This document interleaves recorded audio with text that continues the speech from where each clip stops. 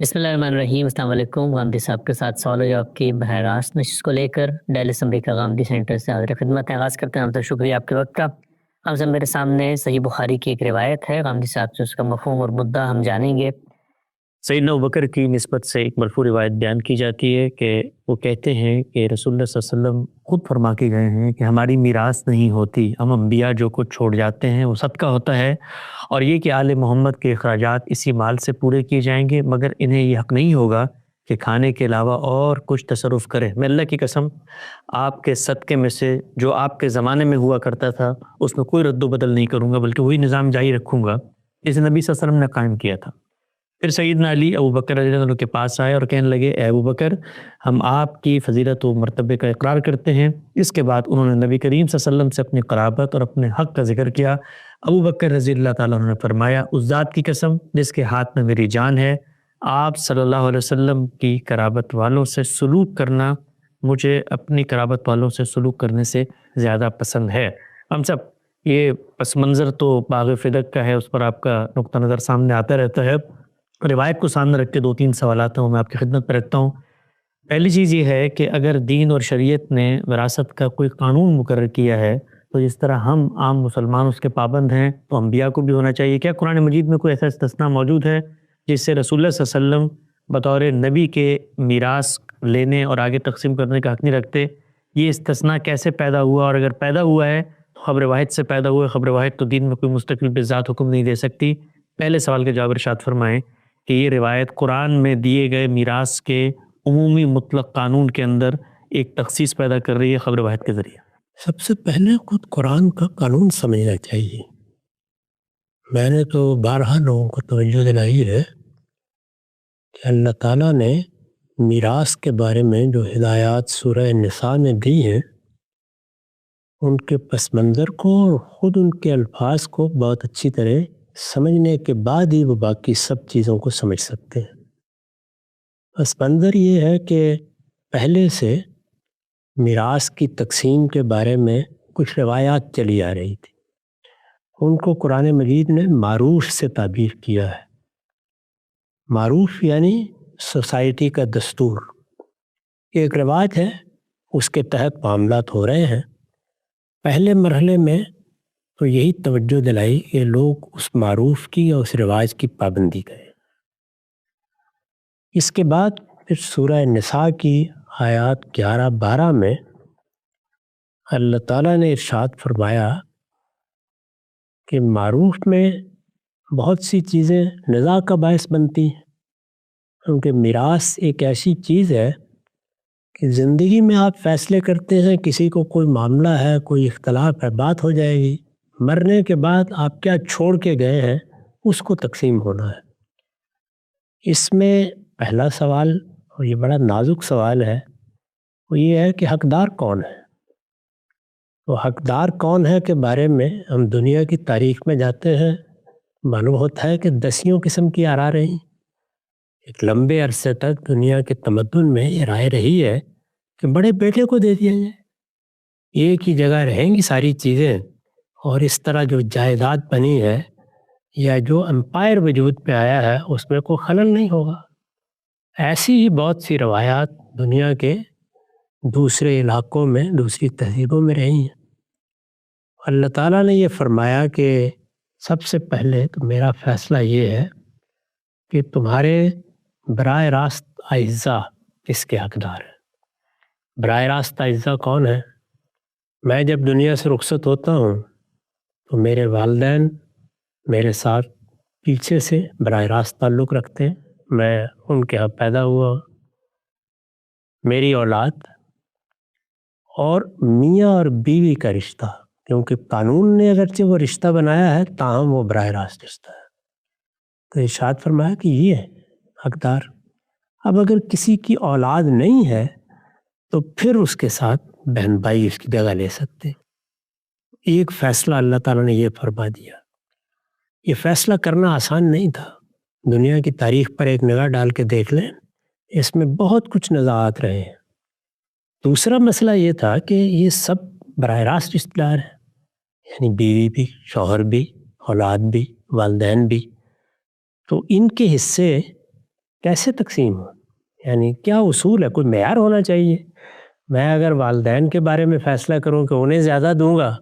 تو اولاد کے ماتھے پہ شکن آ سکتی ہے، اولاد کے معاملے میں کہوں تو والدین یہ خیال کر سکتے ہیں۔ تو اللہ تعالیٰ نے فرمایا کہ تم یہ فیصلہ نہیں کر سکتے، یعنی ان میں سے کون اقرب و نفع ہے۔ یہ اسی سورہ میں انہی آیات میں اس کی وضاحت کی ہے کہ یہ فیصلہ کرنا کہ تمہارے ساتھ کس کا منفعت کا زیادہ تعلق ہے، اس میں دیکھیے ایک ہی لفظ میں بہت سے سوالوں کا جواب دے دیا۔ یعنی میراث کی تقسیم میں حقدار کیسے بنتا ہے؟ منفعت کے تعلق کی بنیاد پر رشتہ داروں سے ایک بالطبع منفعت حاصل ہوتی ہے، تو یہ بتا دیا کہ اس کی وجہ یہ ہے، اس لیے تمہاری میراث میں ان کو وارث بنایا جا رہا ہے۔ دوسری بات یہ بتائی کہ اس میں منفعت ہی کا قرب و بعد فیصلہ کرے گا کہ کس کا حصہ کم اور کس کا زیادہ ہونا چاہیے، ٹھیک؟ تو تم فیصلہ نہیں کر سکتے، لا تدرون، یہ فیصلہ پھر میں نے خود فرما دیا۔ تو اس کو اپنی وصیت اللہ تعالیٰ نے کہا تاکہ مسلمانوں کے گھرانوں میں اب کوئی نزاع نہ ہو۔ اللہ نے مقرر کر دیا یہ والدین کا حق ہے، یہ اولاد کا حق ہے، اولاد نہ ہو تو یہ بہن بھائیوں کا حق ہے، یہ بیوی کا حق ہے، یہ میاں کا حق ہے۔ لیکن جب یہ قانون بیان کیا تو یہ بتایا کہ اس سے پہلے تم کو حق حاصل ہے کہ تم کوئی وصیت کرنا چاہتے ہو تو کر لو،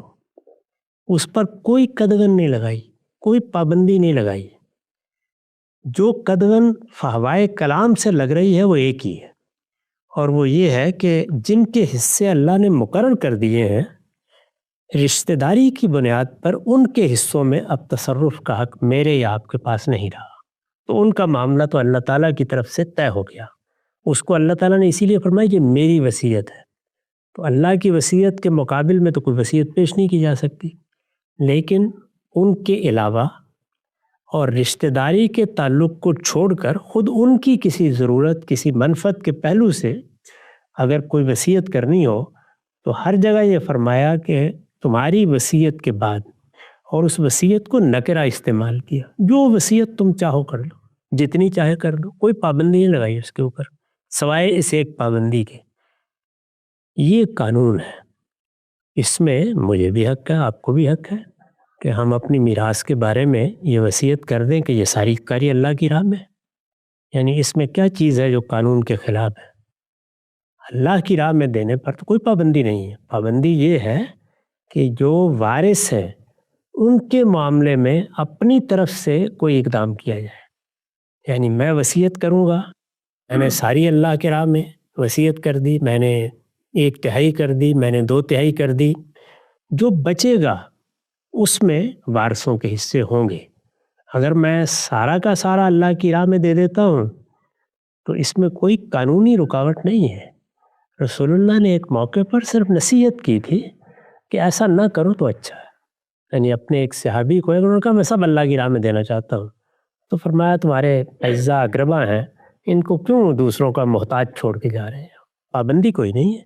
تو اس لیے اگر یہ معاملہ جو صدیق رضی اللہ عنہ کے سامنے پیش ہوا اس کو میراث کا معاملہ مانا جائے تو رسالت مآب نے جو کچھ فرمایا وہ سیدنا صدیق سے بڑھ کر کس کی روایت ہو سکتی تھی کہ جس کو قبول کرنے سے انکار کر دیا جائے؟ وہ فرما رہے ہیں کہ آپ نے یہ کہا تھا کہ ہم انبیاء لا نرث ولا نورث، نہ ہم کسی چیز کے مالک بنتے ہیں جو دنیا میں ہوتا ہے بس اس کو استعمال کر لیتے ہیں، نہ اپنی میراث چھوڑ کے جاتے ہیں کہ وہ لوگوں میں تقسیم کی جائے۔ جو ہم چھوڑتے ہیں ما ترکنا صدقہ، وہ اللہ کی راہ میں خرچ کر دیا جائے۔ اگر اس زاویے سے انہوں نے دیکھا یہ بھی بالکل ٹھیک ہے، اور اگر دوسرے زاویے سے دیکھیے جو قرآن نے بیان کیا ہے کہ یہ در حقیقت یعنی فدق اور اس طرح کے باغات وغیرہ یہ کوئی ذاتی ملکیت تھے ہی نہیں، یہ تو اللہ تعالیٰ نے قومی املاک کی حیثیت سے محفوظ رکھ لیے تھے، اور یہ فرمایا تھا بلکہ اسی میں یہ اصول بیان کیا ہے، یہ بھی بتایا ہے کہ کیوں قومی املاک رہنی چاہیے۔ سورہ حشر میں ہے تو اس میں پوری بات بیان کی ہے کہ قومی املاک جیسے زمین ہے، جس طرح زمین کے خزانے ہیں، تو یہ فرمایا ہے کہ یہ قومی املاک کی حیثیت سے رہنے چاہیے، کیونکہ اگر تم ان کو نجی ملکیت میں دے دو گے تو لِکَیْلَا ثُولَةً بَیْنَ الْأَغْنِیَاءِ مِنْکُمْ، ایسا ہوگا پھر کہ یہ تمہارے اغنیاء ہی میں گردش کرتے رہیں گے، یعنی نجی ملکیت پہ دے دو گے تو تھوڑا عرصہ نہیں گزرے گا کہ چند ہاتھوں میں چلے جائیں گے اور انہی کے ہاتھوں میں جائیں گے جن کے لیے اللہ تعالیٰ نے غنی ہونے کے مواقع پیدا کر دیے ہوتے ہیں، کیونکہ دنیا میں اس کے کچھ قوانین اور اصول چل رہے ہیں، تو ان کو قومی املاک رکھا جائے۔ یہ قومی املاک کی حیثیت سے رسالت پاک صلی اللہ علیہ وسلم کے پاس تھے، اور اس میں خود اللہ تعالیٰ نے بتا دیا تھا کہ آپ اس میں اپنے اخراجات بھی پورے کریں، اپنے اعزاء اقربا کے اخراجات بھی پورے کریں۔ تو اس کے بارے میں اگر یہ تاثر پیدا ہو گیا کہ یہ کوئی ذاتی ملکیت ہے، یہ بھی ہو سکتا ہے، تو اگر سیدنا صدیق نے قرآن کی اس آیت کو سامنے رکھ کر ان کو قومی املاک کی حیثیت دی اور ان کے بارے میں وہی فیصلہ کیا جو حضور نے اپنے لیے کیا تھا، صورت میں بھی ٹھیک ہے۔ تو آپ قرآن کے زاویے سے دیکھیے اور ان کو قومی املاک کی حیثیت سے سامنے رکھ کر رائے قائم کیجیے، تب بھی سیدنا صدیق ہی کی رائے درست معلوم ہوتی ہے۔ اور اگر میراث کے معاملے میں جو کچھ انہوں نے فرمایا ہے اس کو سامنے رکھیں، تب بھی قرآن کی روشنی میں بالکل ٹھیک ہے۔ تو میرے نزدیک اگر آدمی جذبات یا تعصبات میں مبتلا نہ ہو تو استدلال کی بنیاد پر تو سیدنا صدیق کی رائے پر کوئی ادنا اعتراض نہیں کیا جا سکتا۔ تو بالکل واضح ہوا۔ ہم سب کچھ ضمنی توضیحی سوالات ہیں اسی سے متعلق، وہ بھی رکھتا ہوں آپ کی خدمت میں۔ سب سے پہلی چیز جو اولاد ہے، ظاہری بات ہے اس قضیے کے اندر تو اولاد فریق کی حیثیت سے کھڑی ہوئی ہے۔ سیدہ فاطمہ ایک چیز کا مطالبہ کر رہی ہیں۔ پہلا سوال یہ ہے کہ جو رسالت صلی اللہ علیہ وسلم نے وصیت کی تھی، اس وصیت سے خود اولاد کیسے ناواقف ہے، اور باہر سے ایک شخص جو ہے وہ کہہ رہا ہے کہ جی یہ ہمیں رسول اللہ کی وصیت ہے۔ تو وصیت تو عام طور پہ یہ ہوتا ہے کہ تمام اعزاء اس وصیت سے واقف ہوتے ہیں، ظاہری بات ہے اس معاملے میں اولاد کے پاس جو ہے کچھ نہیں آ رہا، تو رسول اللہ صلی اللہ علیہ وسلم کی نسبت سے اگر یہ بات آئی ہے تو عقل یہ کہتی ہے کہ یہ بات تو بچوں کو پہلے معلوم ہونی چاہیے تھی بنسبت باہر والوں کے۔ یہ رسالت مآب صلی اللہ علیہ وسلم نے یہ بات کسی موقع پر مسجد میں، کسی خطبے میں، کسی موقع پر فرمائی ہوگی، وہ بسا اوقات ذہن میں نہیں رہتی۔ اس کی ایک بڑی نمایاں مثال سقیفہ بنی ساعدہ میں سامنے آئی۔ رسالت مآب نے یہ فیصلہ کر دیا تھا کہ دو جماعتیں ہیں، ایک انصار کی ہے، ایک قریش کی ہے، میرے بعد اقتدار قریش کو منتقل ہو جائے گا، لیکن انصار اس کو بھول بیٹھے ہیں۔ وہاں پر باقاعدہ مجلس منعقد ہوئی، تقریریں ہونا شروع ہو گئیں۔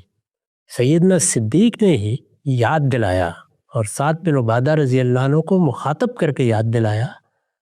کہ لقد علمت یا سعد، آپ کو معلوم ہے نا کہ حضور نے یہ فرمایا تھا۔ اس وقت ان کو یاد آ گیا، انہوں نے اس کی تصدیق کر دی کہ ایسا بارہ ہوتا ہے کہ ایک چیز کہی گئی تھی لیکن وہ ذہن میں نہیں رہی، توجہ نہیں رہی، یا اس کی کوئی دوسری توجیہ ذہن میں ہے جس توجیہ پر آپ مطمئن ہیں، یعنی وہ بات کسی خاص مال کے بارے میں فرمائی گئی تھی، اس کے بارے میں نہیں فرمائی گئی تھی۔ تو اس طرح کی بہت سی چیزیں ہو سکتی ہیں جن کو سامنے رکھ کر سیدہ نے یہ خیال کیا ان کے بارے میں بھی کوئی ایسی رائے نہیں قائم کرنی چاہیے۔ وہ کون سا معاملہ ہے جس میں دو آراء نہیں ہو جاتی، استدلال کی بنیاد پر دیکھا جائے گا۔ تو سیدنا صدیق کا استدلال انتہائی قوی ہے، اس وجہ سے معاملہ کیا ہوا، کیا نہیں ہوا، کیوں غلط فہمی ہوئی، یہ اگر نہ بھی ہماری سمجھ میں آئے تو آخر اس میں اتنا زیادہ سر کھپانے کی ضرورت ہی کیوں ہے؟ جو اصل معاملہ ہے وہ قرآن کی روشنی میں بالکل واضح ہے۔ یہ بات سمجھ میں آتی ہے، ہم سب ہوتا ہے اکثر کہ